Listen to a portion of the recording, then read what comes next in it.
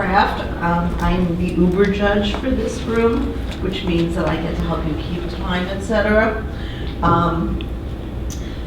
Let me tell you what we're going to be doing first, and then I'm going to introduce my colleagues.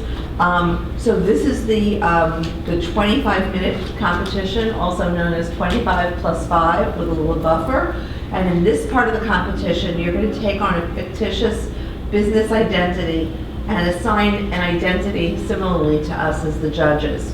So please make sure that we know who you are, not just Madeline, Connor, and Lauren, before we get started. You're going to have 25 minutes to describe the legal, financial, and ethical dilemmas and the dimensions of the problem, and, this is the hard part, to recommend a solution on all 3 levels. During that time, I promise, because being a sitting judge, I interrupted all the time, I promise I will not interrupt you, nor will my colleagues. Thereafter, we will start a question and answer period that will go for an additional 20 minutes. I'll start, I'll turn it over to the other 2 judges. And again, we will all stay in character during that 20-minute period. A few things to keep in mind. First of all, this is a business ethics competition, not a law or finance competition. So the ethical aspects of your presentation are certainly, in terms of the analytics, the most important element. However, these should be described in a simple, practical, and common sense fashion. Remember that using technical, philosophical jargon or basing your argument on religious or theological grounds will be considered a serious weakness. Similarly, anyone reading their notes, that will also not play well in B-Town today. So you may use the notes, but please do not read them. If you have any written materials that you want to distribute to us, you should do so now. It's not a requirement. And during the competition, each one of the 3 of you must have a speaking role. I see notes, so I'm assuming that all of you are going to speak. Okay. And then tomorrow there'll be the 10-minute and 90-second presentations. You have a timer up there. Can you please set it for 25 minutes?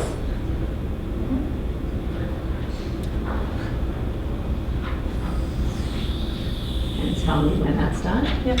Okay. So I'd like to have my colleagues introduce themselves to you. Hi, I'm Barney Rosenberg. I'm actually the ethics officer for a British company. We're in the aerospace business. And this is my 18th year doing this. Good morning, my name is Bobby Kipp. I'm based here in Boston. I'm a partner at PricewaterhouseCoopers. I consult with companies in business ethics and compliance, and I was PwC's, actually the accounting profession's first ethics officer, and built the program for PwC over the course of a number of years. So. Okay. Ready to go? Yep. Okay, let's get started. All right, well, good morning. My name is Connor Desmond, and I'm joined by Madeline Cortez and Lauren Waddell, and we're from Boston College. Today, for the purposes of this case, we will be assuming the roles of external consultants, and we are very excited to be here presenting to you the Board of Directors of Google Inc. So we wanted to begin this morning with a bit of recent news. And this, as you're aware, is the recent result of the challenge that was filed by the American Authors Guild against Google Inc. in relating to the case that we will be discussing today. The most recent update was that on April 18th, the Supreme Court of the United States did decide to decline to hear this case.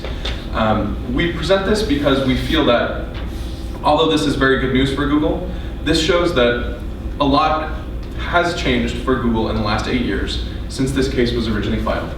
But this is going to continue to be an ethical issue that that has the potential to continue to cause problems for Google over the course of the future.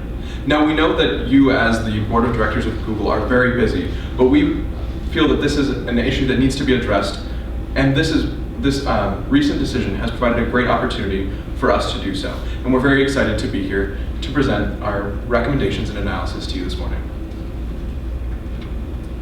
So we started our analysis with some basic information on Google and what makes it so special. So one of the first things is that they have an impressive history, and you guys have a reputation of being a high-quality firm.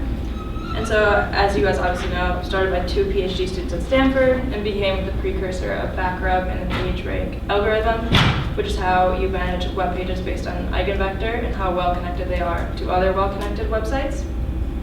And we also consider the emergence of you guys at the same time as other .com firms like Yahoo, MSN, and AOL. And we were very interested in what made you guys really stand out. And then we looked at your groundbreaking corporate culture. And one thing we found was particularly interesting was your code of conduct, which is 3 words, don't be evil. And we found this was a great starting point for our ethical analysis of the Google Books dilemma. And so, looking at the history of Google Books starting in 2002, we looked at how Larry Page and Marissa Mayer, who is now the Yahoo CEO actually, started with the metronome and camera and started Google Books. And by 2010, you guys had scanned 12 million, but then had planned to scan all 130 million books in existence. And you guys have the partner program that works with authors and publishers to create a database. And this is helping bridge the gap between Google and the content creators themselves. And then also the library project was of interest, which is basically a digital card catalog. And we thought this was interesting in promoting the use of libraries. So Google Books ended up facing a couple dilemmas along the way. The program launched in 2002, and 6 years later, in 2008, they were faced with lawsuits from both the Authors Guild and the American Association of Publishers. This resulted in a $125 million settlement to address copyright issues and some other issues that I'll go into in a few minutes. As Connor mentioned earlier, again this year, the Supreme Court got an appeal from the Authors Guild regarding these copyright issues in relation to Google Books, but the Supreme Court refused to take the appeal case. So there are a few legal dimensions that came up in both the Authors Guild and the American Association of Publishers cases. The Authors Guild focused heavily on the fact that there was copyright infringement as well as unauthorized scanning. So the publishers as well as the authors were not on board with this project that Google decided to take on. Furthermore, they were very concerned about the depreciation in value for the publishers. So they were concerned that authors as well as the publishers would not be getting the fair and adequate compensation that they deserved because Google took on this project without really consulting them. As far as the AAP, they said that Google was freeloading on talent and property that didn't belong to them. And both the AAP and the AG focused on the fact that there were no formal royalties for the publishers or the authors. And they felt that this was a prima facie or at first phase infringement in that there was enough corroborating evidence that Google had already infringed on these processes. And Google's counterargument, which is a very common counterargument in these copyright issues, is fair use. And the definition for fair use is copying copyrighted material that for a transformative purpose. So Lauren will go into more depth on this later, but basically fair use allows people to copy information if they're going to use it for things like parodies or not using the whole work. So this was Google's counterargument, and the courts sided with Google in this case. There are also a few legal precedents leading up to this case. As you know, we're launching into an increasingly digital world, but even as far back as 1999, they were coming up with issues for copyright cases. For example, in the Kelly versus Ariba Soft Corporation case, Leslie Kelly, a photographer, sued the Ariba Soft Corporation for copyright infringement because Ariba Soft Corporation was taking her photos as well as works from other photographers to create a visual search engine without consulting the photographers themselves. The courts ended up denying Kelly's rights to copyright infringement and felt that the Ariba was using it for fair use. They argued that the minimal impact that it would create for Kelly was outweighed by the fact that the search engine would be creating good for the public by creating the visual search engine that would be used by many people. There was also a case in 2000 for UMG recordings and MP3.com The computer server allowed people to upload all their CDs and then access them from other computers and other sources. The courts in this case decided to rule against mp3.com because they felt that it was not actually fair use, and it was that UMG recordings should be able to decide who is able to have the copyrights. It shouldn't be something that mp3.com or other third parties should be able to distribute that kind of legal standing. So now we'll discuss briefly some of the financial dimensions of this case. The first concern is about the potential for monopoly. As it is, there's already some concern that Google has developed a monopoly on search. In 2015, 75% of internet users said that they used Google for their primary search engine. This was followed not even closely by Bing and some of the other engines. There's a concern that this potential monopoly might also spill over into digitalization, with Google having developed already a very vast library and very high barriers to entry that have the potential to limit the competition of other organizations to pursue a similar goal. And so the concern that's been raised is that this could create sort of a de facto exclusive arrangement where, because Google has a vast library of already over 12 million books scanned and has a lot of proprietary technology that is allowing them to very quickly scan all of these books, that there won't really be the opportunity for other companies to compete. And as a part of that settlement that was discussed from 2008, 34.5 million of those dollars were used to establish a fund called the Books Right Registry, whose purpose is to distribute the royalties and to all the appropriate parties. And so the idea is that these millions would be used to set up the fund, and then from there on, 70% of all of the revenues derived from Google Books would be dispersed to all of the appropriate rights holders. However, the concern with this reflects the case of MP3, where there's a fear that this sort of a blanket license presents another potential issue for monopoly and price fixing as well, where they have essentially the ability to determine what those how those funds are being distributed as well. Google does have one financial competitor in this space, and that's the Open Content Alliance, who has an opt-in model as opposed to the model that Google has been using. However, they're nowhere near the scale of this operation, and in fact, many of the libraries and organizations that had initially sided with the OCA have since come to join Google Books and their digital library. So now we consider the ethics of this.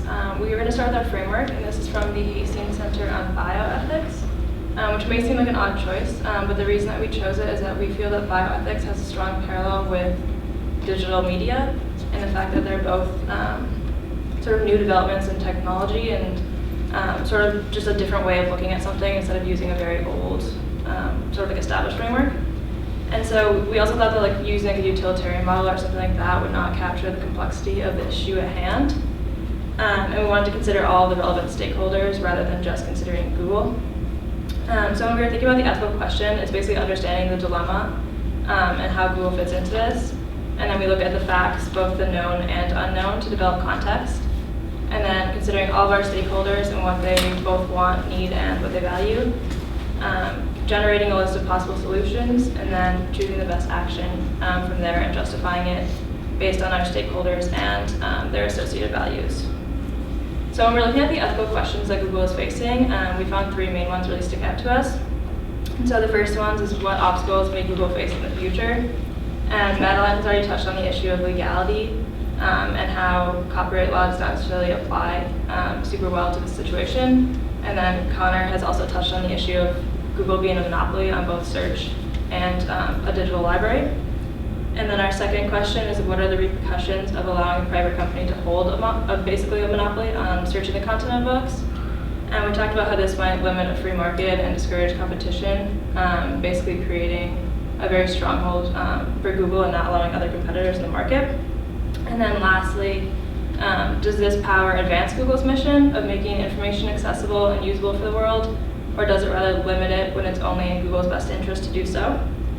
So this brings into the issues of censorship and accountability for Google, and like who is going to be watching over and like making sure that Google is being accountable for its actions.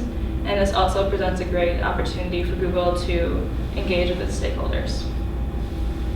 And so when looking at the facts, known and unknown, Madeline touched on the idea of fair use.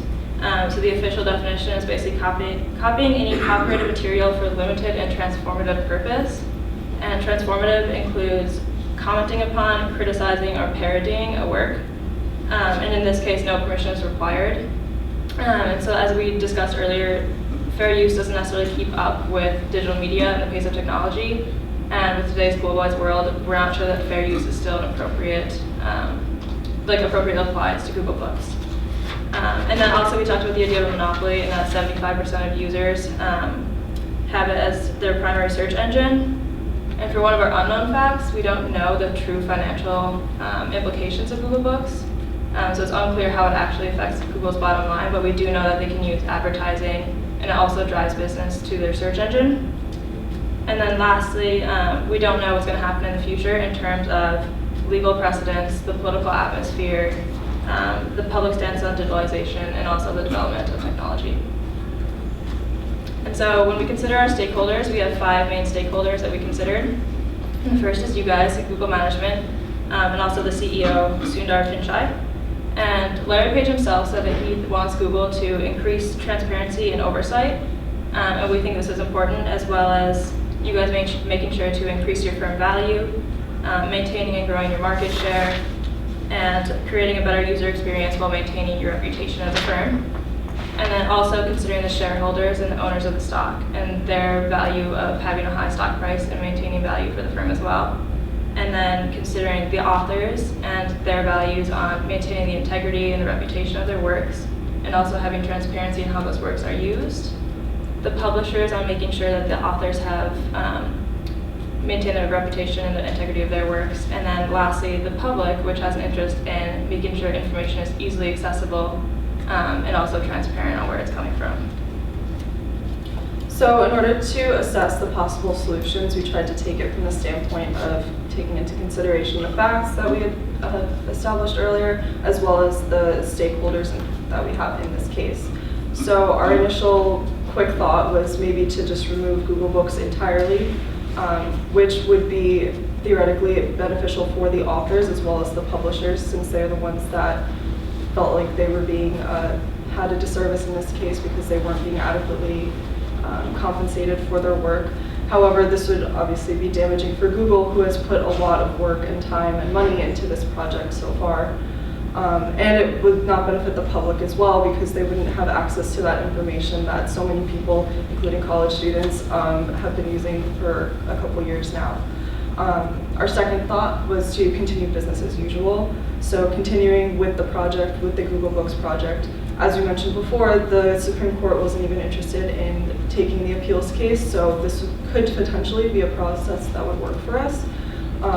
It would benefit the shareholders as well as the Google management, because it would increase the revenues, as we mentioned, from ads and what other revenue streams that they've been generating through Google Books thus far.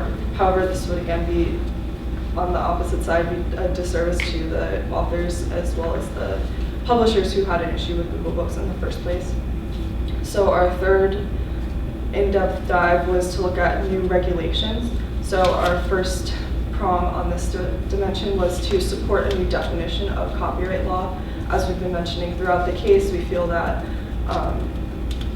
the current definition of copyright law hasn't really kept up to pace, considering the advancements in technology and the digital world. And as Google is a leader in this industry, this would be a great opportunity for them to take on and become a market leader, and not only help themselves, but help other people in the digital sphere as we move forward into a more futuristic world. Our second thought on this regulation side was to consider taking into partnerships with the government.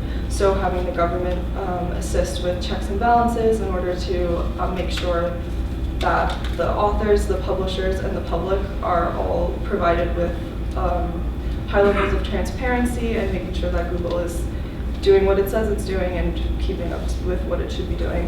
However, we felt that this could be a potentially problematic solution, considering the slow pace of government as well as bureaucracy, And the fact that there's just so much information that Google is processing. Like you said, you guys are trying to scan 130 million books. This would come with a very increased cost for taxpayers and potentially come up with an entire new division for the government, which could be problematic.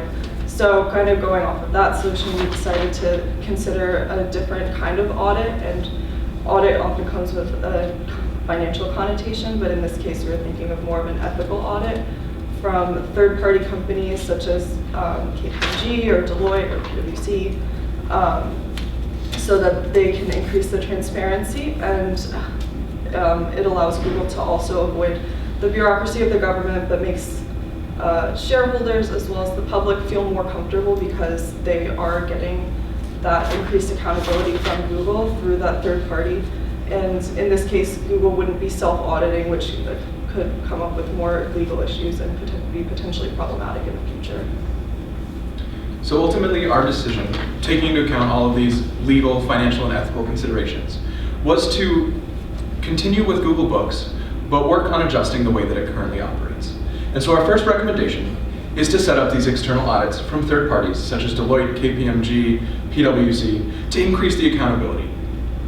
This is sort of a culture that we have recognized already exists within Google. For example, with the recent reorganization and the creation of Alphabet, Larry Page said that this was done in order to increase a lot of the accountability and accessibility of the operations within Google to other organizations in the public. And so we feel that this would be a good fit with your organization and also allow you to avoid future legal or ethical dilemmas in the future. We believe that setting up these audits would be ethical and allow a lot of the stakeholders to feel like they have more control, more access to what's actually being done with their data, and also provides a check on the power that you have developed by undertaking this task to essentially digitalize all of the books that exist within the world. And so we believe that with this power, there is definitely a large amount of responsibility. And so we believe that setting up this accountability will ensure that there are no unethical practices happening within Google and allow you guys to continue to do no evil. Secondly, we recommend that you support new clear copyright definitions for this modern and increasingly technologically developing world. As we mentioned, the definitions of fair use are not necessarily applicable to a lot of the space that Google Books is operating in right now. And while currently there's a favorable legal atmosphere for Google Books, we think that the best option moving forward would be to work with many of our key stakeholders, including the publishers and the authors and members of government, to draft new legal definitions that will be fair and balanced, so that as authors and publishers continue to create these works, they will have a better idea of the context in which they will be operating and what will be happening with their content once it's published, and will allow them to work more clearly in that space. And so finally, for our action evaluation phase, we believe that it's imperative to take action right now, to strike while the iron is hot, fresh off this ruling by the Supreme Court, to not hear this challenge. This will show that you are not just resting on the judgment that you received, but that you are actually dedicated to creating a fair environment, and that you do want to make Google Books an ethical, create an ethical solution to this Google Books dilemma.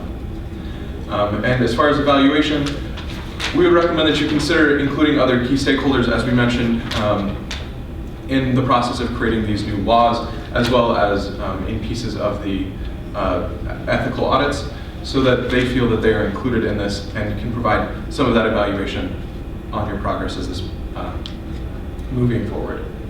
So with that, we'd like to thank you for your time this morning, and ask if you had any questions. I always have questions, okay? Based on the last few comments you made, you guys, when you say that we can influence the stakeholders and have a role at the table, are we not referring to lobbying in that regard?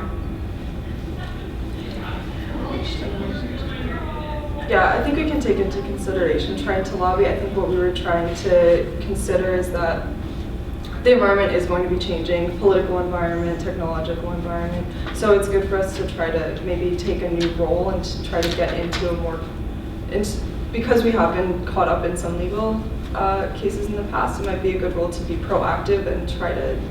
Is there a public relations risk that we appear to the outside stakeholders and to the government to be buying a potential legislative solution down the road because we have the biggest pockets around? I think that's definitely, like, I could see how that would be perceived, but I think the better way to look at it is that Google is a leader in the digital market, and this is their time to really step up and show all the other digital companies.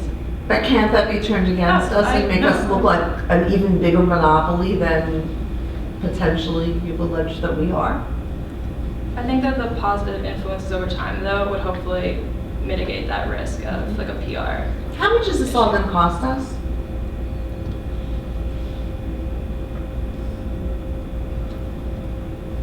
I think lobbying would be our most expensive. How much?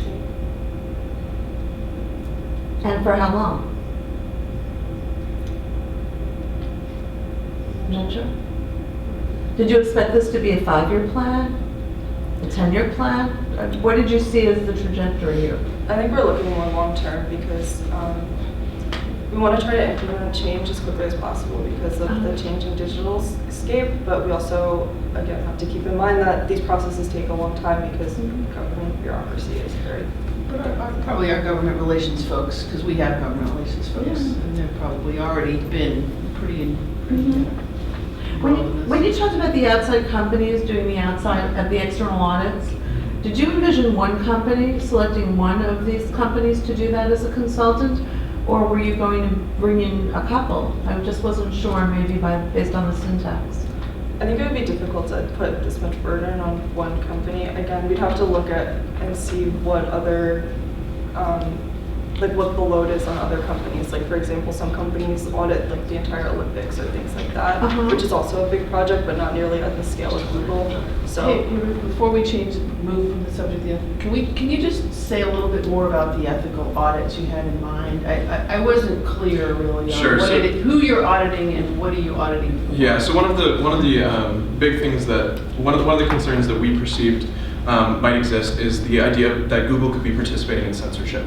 For example, if there are books that are published that might speak out against Google or digitalization or some of the things in which Google is involved, there could be a potential perception that Google might take it upon itself to not include those books in its library, or might somehow work to skew its algorithms in such a way that those books would not be easily accessible to the public. And so our goal through this ethical audit is to provide some transparency around the processes and availability of all of these texts to ensure that really all of these books have an equal chance of being included in this vast digital library. So in my past life I was an auditor of different sorts, so I just want to clarify a little bit if that's okay. So, so the public could see an opinion from, for example, PricewaterhouseCoopers or KPMG or whatever that says Google has engaged in these activities in a way that adheres to these kinds of standards and these principles, and the public can then have trust, the publishers, the authors, the public in general. Is that kind of what you had in mind? And then whatever the principles are, you mentioned, Connor, not engaging in censorship, maybe the other is some other things are they haven't altered the content in any way, they give it appropriate credit, whatever the principles are. Is that kind of what you're thinking about? yeah, I just want to understand what you're thinking. yeah. I've got a question for Lauren. I understand that there are some institutions of higher learning, Boston College comes to mind, where teachers charge $200 for a textbook for their class. Is that ethical? Teachers or the publishers? Teachers. I think that's one of the tough situations of having like a virtual monopoly on content, is that like I know at BC like there are certain professors that they only let you have their textbook, and so they have kind of like, unfortunately, like that gives them power to do that. I would say it's probably not ethical in terms of allowing students to have low-cost learning, and actually like maximizing their value in terms of education. So don't we provide a better service to students and their parents? I think you could argue that, yeah, definitely. But that doesn't change the professor from saying you gotta use my No, textbook. we're gonna give it out for free, Yeah. it's just for Xerox schools. And even though it does provide a better, I mean, as students, we can agree that it would provide a better value for students, but we do have to keep in mind that the publishers and the authors, and there are people besides us at stake who have put a lot of work into this and also need their fair share. So maybe paying $200 for a textbook isn't really ethical, but there's like other ways like renting or even maybe some other third solution that could help them mitigate that damage. I have a question, this is ethical.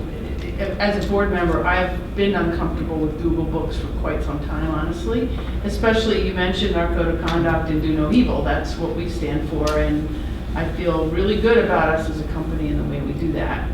But I didn't, in my mind, well, so I would maybe ask you, in my mind, stealing is evil, right? And not giving people fair compensation for their efforts is evil. And yet, I think that is a big ethical dilemma here that I didn't hear us really think about. Forget the legal side, right? Forget the business and monopoly side. Sorry, lawyers. But how does what you're suggesting fit into the do no evil? Because that's what we stand for. Well, I think we want to make sure that the authors are properly compensated because that's the main goal, right? We don't want to be stealing or doing evil. So doing this would make sure that people are being compensated, people are getting credit for their work, and their work isn't being altered or given an unfair advantage. Like we said, we don't want to let people who are maybe criticizing Google or some other kind of similar thing be relegated to the bottom. We want to make sure everything is equal. So I must have missed then the financial compensation of authors and publishers in this model. So help me with that. That came into, well, the part of that $125 million settlement from the original Authors Guild and AAP case went towards the authors. But there was, what did you say, the digital goal was something like 150 million books, so that's $1 per book. Well, per author. to clarify, the $34.5 million of that original settlement went to set up that organization whose purpose it is to distribute 70% of the profits from Google Books to all of the rights holders of the content of Google Books. So that's a continuing, so it's not just the $34.5 million went towards establishing that, but it'll continue to pay out to the. So do we charge for these books? No, we get ad revenue is how it works. So like when you search Google Books, there's ads on the side, so and like that link to things like Amazon. So all that ad revenue is going to go back to the authors and Exactly. publishers? They receive No, 70% 70%. of that through the fund that was set up, and that's another. As we discussed in the the financial section, there are concerns that this is sort of a blanket license, and our hope is that through the ethical audit as well, we would be able to do review of the practices of this branch as well that is paying out all of that 70% to all of the various rights holders. So we won. Yeah. Why do we have to do anything? Well, this is the ethical problem, right? Even though we won, this is something we had discussed while we were working on the case. Legality doesn't necessarily entail ethical situations. So just because it was legal that we won the case, we really want to we don't want to do evil. We want to go above and beyond. Oh, well, we already paid $125 million, so it's not like. And 70% of the take is going. But isn't it a fact that we won at the Court of Appeals level, and it's possible that a Supreme Court could hear a case on the same line and come out with an alternative decision? Yes, and although they did recently deny the challenge, a recent challenge, there's certainly the potential that with the What was the changes result. specific issue before the court in that case? Yeah. Was it a First Amendment issue? Was it a copyright issue? No, yeah, it was a copyright issue, again with repealing the interpretation of fair use, because the appeals court had found that it was fair use because it wasn't transformative of all of the works, and it was the appeals court felt that it was fair use because it was providing a good to the public without really harming the original rights holders, because they felt that it didn't it wasn't harming them enough because they weren't losing enough money, they felt, by having these works online, and people weren't using Google Books in such a way that was causing significant damages to the rights holders. Help me understand a little bit more about why you think this case of Google Books has a parallel in bioethics. Bioethics is not new. It's been around a long time. We're not killing anybody. We're not cutting them open. We're not experimenting on their bodies. Where's the parallel? I think we just saw it as, instead of looking at a model where you're like considering one stakeholder, we like that the bioethics model first of all considered multiple stakeholders, and then also that the decision for the bioethics model is based on the idea of like scientific research. So you adopt a decision, but there's also room to improve it and like go back and rework it over time. And we think like for this space, it'd be nice to be able to have the, like to keep coming back to it and not letting it just become a final decision and just ending with that.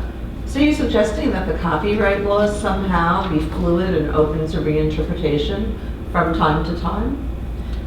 I think that's our main push here, because it is a changing environment, and especially the transition from paperback to digital has just completely changed the game. But from a legal perspective, isn't that rubric of constant change, doesn't that fly in the face of a legal system that is based on the core principle of precedent? It's not arguing that the legal system itself should be fluid, it's arguing that our take and our decision and our like action can change over time as we adjust to the like environment around us. How different is that from any corporation that has to adapt to changing times? I mean, I think that it does, I'm not saying it's different, but I think it's just important for Google to keep in mind that instead of taking the decision of the Supreme Court and like resting on our laurels, that we should continue to keep changing and improving our attitude towards the issue. Can I shift mode a little bit? So you guys talked about the MP3 case, that was a while ago, and certainly the analog to the digital music industry is absolutely relevant, the exact same issues, you know, not denying people that are making their livelihood, all those things. And that has gone in a particular direction. Could you talk a little bit more about the, I mean, you know, Napster got shut down years ago, now Spotify exists, and you know, YouTube, you know, our own product, YouTube, you can find almost any music you want on YouTube, right? So, and I don't know that the financial arrangements there are different, but could you talk a little bit more about where the digital music business is run and why that, how that relates to the recommendation you're making for us to consider here, which is, to Barney's point, just, you know, a little bit of let's keep going here with what we think is a fair arrangement. Yeah, so one of the big complaints, especially around products like Spotify, recently in the news, artists like Taylor Swift and Adele declined to put their content on Spotify because they felt that it was unfair to the artists. Yeah. And so I think that that's a great example of sort of this issue of copyright in the modern age. You know, the traditional copyright laws were more easy to interpret because of the context in which they were established. Whereas today, you know, it's become there's a lot more ambiguity in these areas because they don't necessarily account for digitalization and the use of the internet to spread a lot of this content. So I think there's a direct correlation as we move from physical books, you know, which you could equate to CDs or to cassette tapes, where, you know, we're moving to this digital era. And so I think that there are some direct parallels in that, you know, there are a lot of different solutions out there right now, and we're a couple of years behind the music. But I think that there's the potential that, you know, we're running into a lot of similar issues, and there's the chance that I think that we need to encourage reconsideration of copyright laws because we want to encourage a competitive environment and really create an ethical area where all of the producers of the content, the publishers, the authors, know what's going to be done with their work, and we want to continue to create a competitive environment for them so that they will continue to produce work. Yeah, I mean, there's a huge difference though between I gave you permission to put my content online because it'll get me out there, right? I mean, gosh, Google Books, I'm an author, I'm right? published. Yeah, and I'm published. How cool is that? It didn't cost me a lot of money. To, you took my content and you put it online without my permission. So I'm not sure where we are on our protocols around permission versus just taking it and posting it and giving some money back later that we think is a fair amount of money to give back later. Yeah, well, and that's you know, one of the issues, one of the key differences between the Open Content Alliance which is, again, the primary competitor to Google Books. They do have an opt-in system where, particularly its libraries and especially university libraries will give them permission to use their books. And so that is sort of a key difference between the two, is that ours is more of a Take it. exactly. It's a ask for apologize instead of ask for permission. Exactly. Permission Yeah. is forgiveness. Why are we any different from a public library? Public library buys a copy of a book, they lend it out over and over and over again, and the publisher and the author don't see another penny. What's the difference? Well, I think the issue is that, or one of the primary concerns is that the library isn't necessarily making a profit off of that, and the concern is that we are profiting off of the use of these books because we are generating ad revenue and traffic to our products. So we're less of a public service because we're making a profit, even though we're putting so much content available and accessible to people throughout the world? I don't necessarily agree with that, but I think that that's part of the public perception, and it's certainly part of the perception of the publishers who feel that we are, we are taking their content. I thought you were about to say as in stealing. Madeline, who cares about the publishers, really? They're not creative. They don't do anything. Any more people just publish straight online. Well, the publishers are a broker, and you need the publishers in order to get books edited. People do post things online, but those tend to not be as heavily edited, and it's always good to have the publishers be that third-party broker. They also can help get books physically printed, which is important. Why? Maybe when we were in school, but why now? Why is it important to have anything physically printed? Well, there are still people who don't have access. I mean, it's shrinking, but there are people who don't have access to online, people who need to go to libraries and take books home or purchase books themselves. I think books are always going to be important, even though their value might be lessened, but there will always be both a sentimental value and a general reach value to having physical copies of books. I think it is difficult because a lot of people don't see the value in the publishers, but even with things like Kindle, you need a lot of times people need publishers to get the book from that initial copy to the digital copy. So publishers are still relevant today, even though their role may be changing over time. Yeah, and I would argue that the role of the publisher is largely a distributor, and so I think that we're witnessing a lot of friction in that area right now as we're moving to digital, because the publishers do have to start to extend themselves into distribution in that digital space, and so I think that's part of the reason that we're running into so many conflicts with them, is they're trying to figure out how they fit into this new digital environment themselves. And Google may seem like they could kind of take the role of those publishers, but in the grand scheme of things, thinking how large Google Books is, for them to specialize in that particular space that publishers already have a role in would be very difficult. How many books are published every year, to your knowledge?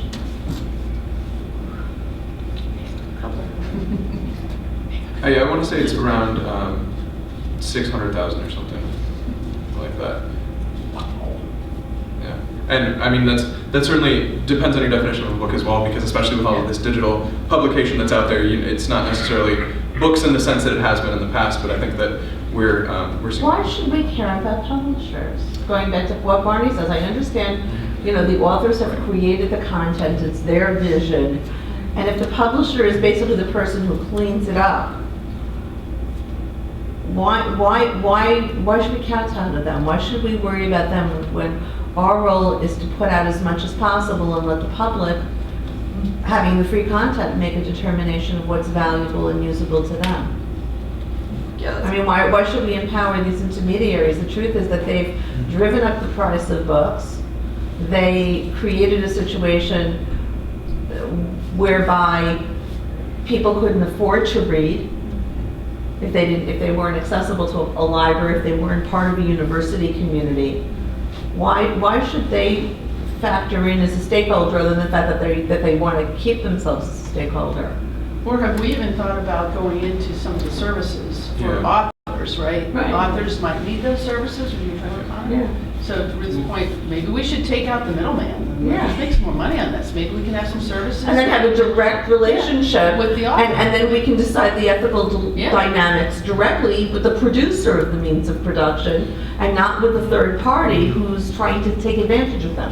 Well, I think to your point, that sort of doesn't coincide with the original purpose of Google Books. I think that when Google Books was established, its idea was to really make the Existing content. Exactly, it was to make the great libraries of the world available to the masses. And so I think that that's not really what we're looking for. That's not what Google established this project for. And as we talked about, there's a lot of public fear of monopolies, and especially with how sprawling Google and now Alphabet has become, I think that there's a potential that if we do move into that space, that could cause a lot of bad publicity for us, because we are, as much as cutting out the middleman does make a lot of business sense for us, I think that we have the potential to run into some bad publicity if it seems like we are trying to Now, as a board, control that entirely. we have shareholders, okay? And as a corporation, we have a responsibility to be productive for our shareholders in terms of dividends and return on investment.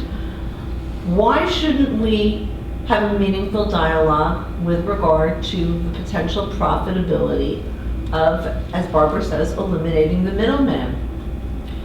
I think that could be something to consider in the future, but for now, we also have to, the publishers are here and now. There are like previous works that we have to deal with. They do have copyrights on a lot of the books, so that's something that at this moment. What percentage of books are copyrighted that are on Google Books, as opposed to those for which the copyright has already expired? When you talk about the great libraries of the Yeah. world, Yeah, it seems to me that they would have expired. I don't know the number off of the top of my head, but I would guess that it's probably, right now I know that a lot of Google Books began with a lot of the older great works of the world, so a lot of those aren't necessarily copyrighted anymore, but I know that there's also a big push to put a lot of new works onto there. So if I had to guess, I would say that somewhere around 20 to 30% of the books are still copyrighted right now, which is very significant if you consider that we're already well over 12 million books that are part of this digital library. Are there any examples that you found where this kind of government-industry partnership has worked?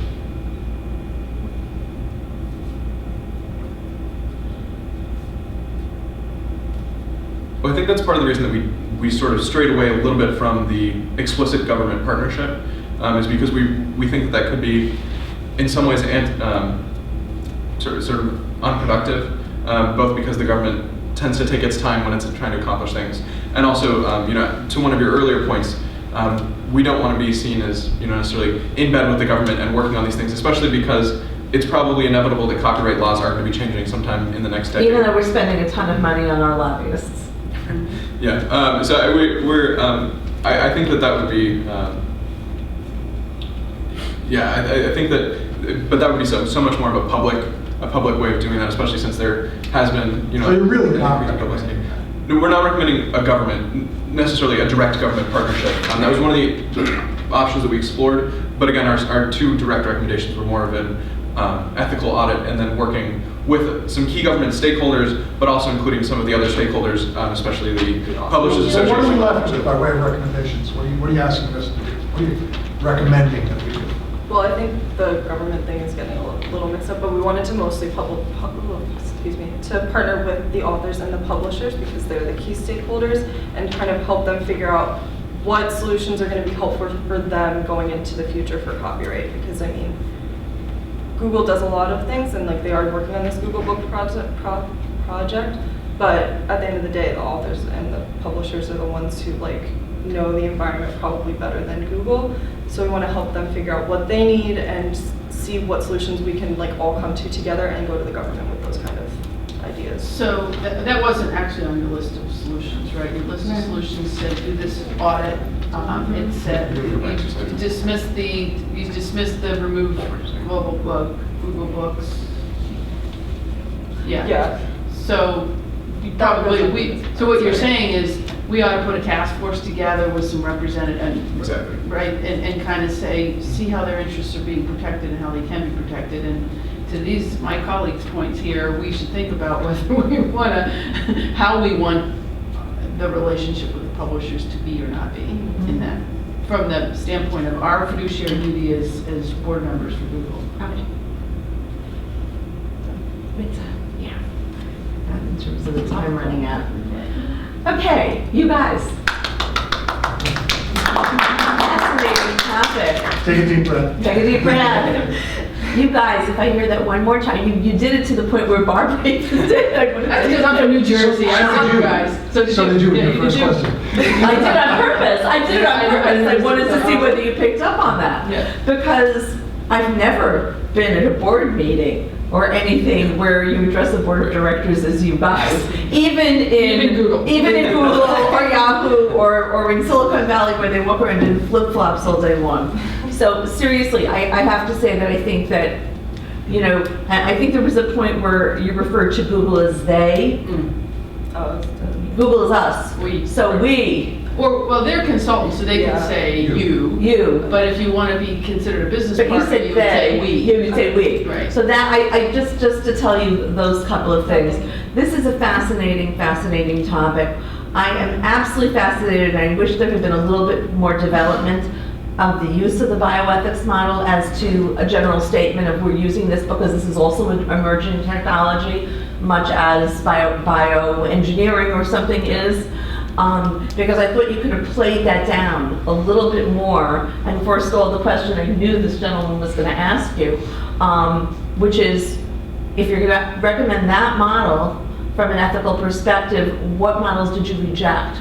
Not just to make the one general statement and, okay, we're just going to say fine, no problem. I thought there needed to be a little bit of development. Being a lawyer, and there are two of us who are attorneys here, when you started talking about the Supreme Court case, I kept thinking for the next 5 minutes, and what did that case, I know a lot of case law, what did that case say actually? Because it was like, okay, well, we won.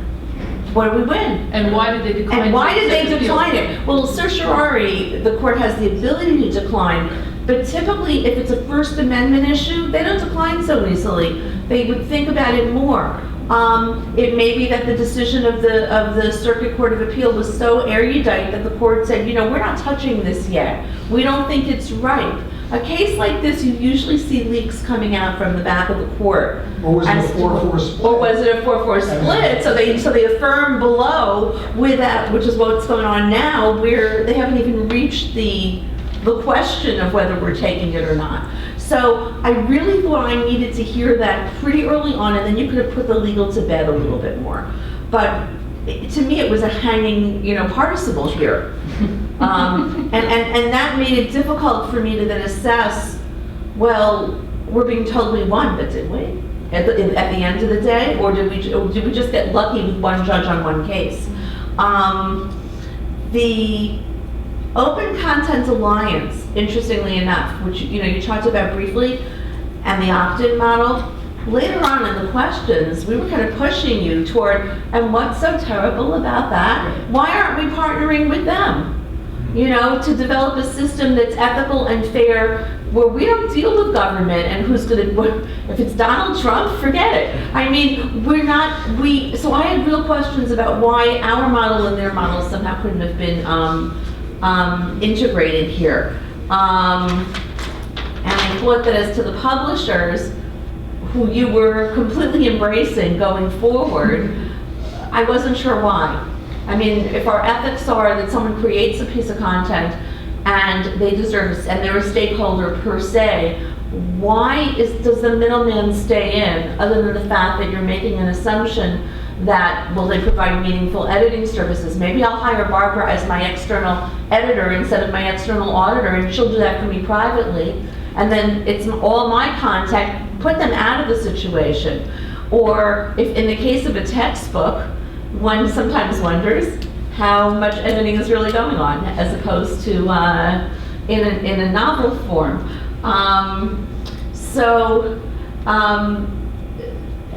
And finally, I thought we had very little or limited information about cost. And so from a financial perspective, it was very hard for me to know when you recommended that later on you got into the task force in the Q&A, what is this costing us? What's our exposure if we don't do it, if we do nothing? Did you mean cost? Sorry, Dollars. here. Overall, the financial impact of Yes. this business. You need to Yes. get at the numbers, just sort of explaining how the business works, because board members might or might not know. Hey, here's how we make money on Google Books, and here's what it's not just the cost side, but just the whole financial model, because that's how board members know. The foundation. Yeah, The foundation. absolutely. But I think it's a great topic. Yeah. First of all, nice job You know, we always kind of look at the things that you could always do better, but I think you all did a really nice job. It's a really interesting topic. And so a couple of things I won't pile on as much as to give some suggestions on how it might have been a discussion that a board member could go, okay, I get what I'm trying to decide here, I get where the dilemma is.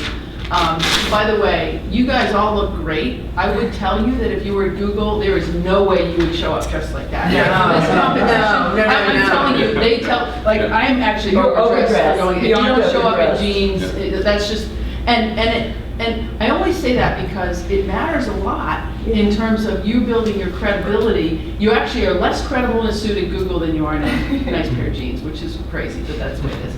But I think that was the right choice for this competition. Right. So you showed respect for the process. A couple things that I'll just say that maybe haven't been said. I actually think the bioethics, frankly, the bioethics model that you gave, I thought it was a good model. And there's a lot of ethics models, frankly, they all kind of say the same thing to some extent. You know, define the problem, define the dilemma, define the stakeholders, define the maybe greatest good for the most people. You didn't quite say it that way. And so I almost think, like, don't even say it's a bioethics model. Just say we use an ethics model, it's this, and then maybe you don't beg that, unless you're going to explain it. So I had a slightly different view than my colleagues on that.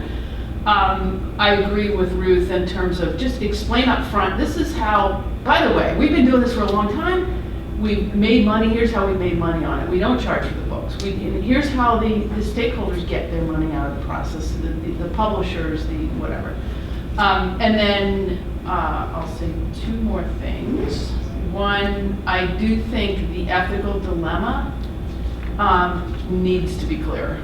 You talked about copyright. That's a legal issue, but the ethical dilemma here is you've got people that are making their livelihood this way. They haven't given permission to take their stuff. I'm going to call it stealing, and you're taking it without their permission. And so maybe it gets back to the opt-in, opt-out. And then the last thing I'll just say is I think this concept of an ethical audit, you need to be able to explain that in very much clearer terms than you did at the beginning. But overall, nice job and thanks for being here. Congratulations. You each had a set of notes, and I was delighted that you never looked at them. You had learned your material. I think all three of you are really good on your feet. So you were very good in responding to questions. These were tough questions. And if there's a way to take that confidence that you showed in the questioning and get it up there on the screen, that would help a lot. So for instance, there's an old technique in this kind of thing where tell them what you're going to tell them, then tell them, and then tell them what you told them. Right. Yeah. Kind of let us know, lead us. Let us know where you want us to go with you. So look, you at Google, we at Google have an issue. It's come up in court, it's come up in the press, and it's even come up internally within the company. Here's the issue. Creative people not getting paid enough, intermediaries getting paid too much. We have a solution. Let us tell you about that solution.